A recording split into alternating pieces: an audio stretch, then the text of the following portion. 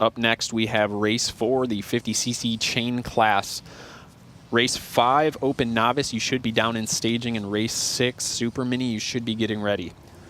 Race 4, 50cc chain, we've got on pole 26, Cory Texter. Starting second, 69, Ray Resendez. 313 of Johnny Moore will be in third. Fourth place starting spot is 35, William Cato Jr., followed by Caden Foudy, number 80, 721, Dawson Friedig, and 67, Maddox Wingard. Got a little mix of product here between Hondas, Cobras, KTMs.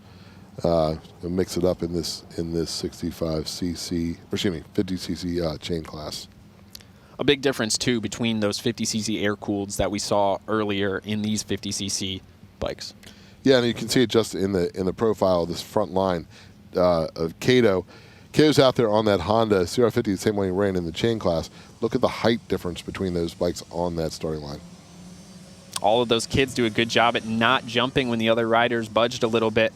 And yeah, these two-stroke bikes are a lot faster than those Honda CR50s we saw earlier. Yeah, Cory Texter picking up where he left off in the earlier 50cc class. He does have a little more competition. He's not going to break away quite as quick. That looks like the 69 of Ray Resendez. Ray's going to keep knocking on the door here.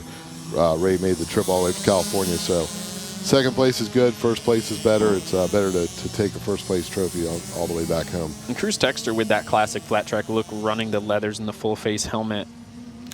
Yeah, no, it's he is a professional head to toe, and talk about a kid that likes to win races.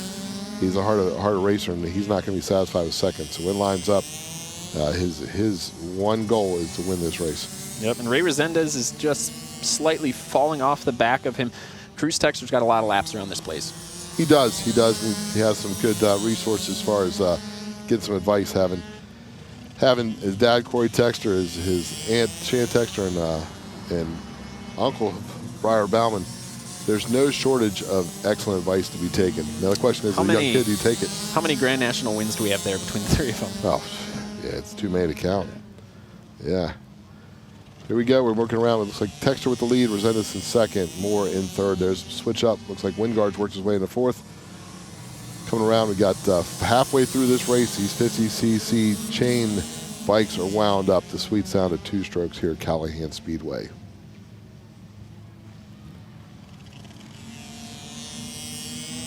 And there's the 313 of Johnny Moore working his way around the track. He is running in third place right now, followed by fourth place Maddox Wingard coming from that second row all the way up to fourth place. Cameron Foudy in fifth, William Cato Jr. running sixth, and Dawson Friedig running in the seventh starting spot, and Cory Texter just with a commanding lead out front.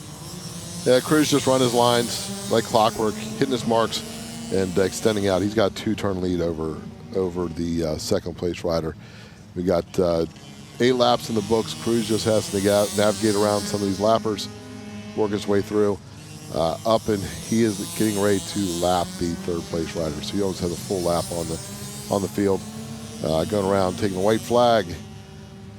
One more lap, 4 corners. Cory Texter will take home his second main event win of the Winter Throwdown so far early in the day. There we go. Checker flag should be out. Cory Texter grabs that win, getting ready for that 65cc race coming up later. The 7th main event to come, and Ray Resendez ends up second place.